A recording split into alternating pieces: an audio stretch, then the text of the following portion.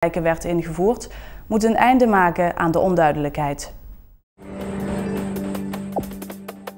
Het Maastrichts dialect leeft onder de Maastrichtse jeugd.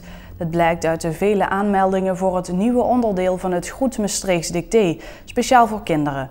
Meer dan 30 kinderen tot 14 jaar nemen zondag deel aan het kinderdicté. De afgelopen 5 edities van het Goed Maastrichts Dicté stonden in het teken van volwassenen.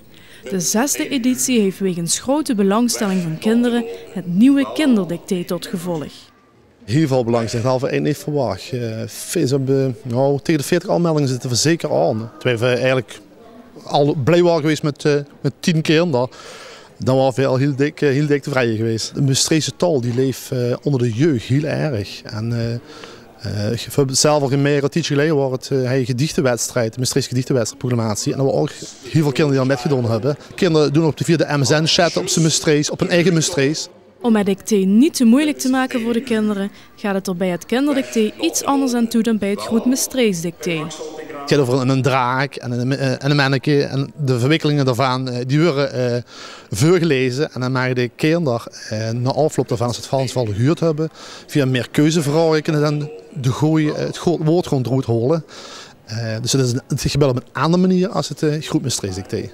Kinderen kunnen zich gratis aanmelden via de website www.maastrichtsdicté.nl.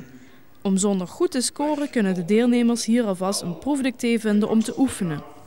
Toch gaat het zeker niet om het winnen. Het is eigenlijk om de Maastrichtse taal levendig te maken en levendig te houden. En natuurlijk is er ook voor de kinderen de echte winnaar een hele groentebeker. En ze krijgen allemaal nog een apart aanwezigheidspresentje natuurlijk met. En een hele chique oorkonde. Met doen eraan is veel belangrijker als ze winnen. We willen de Maastrichtse taal echt samen levendig houden.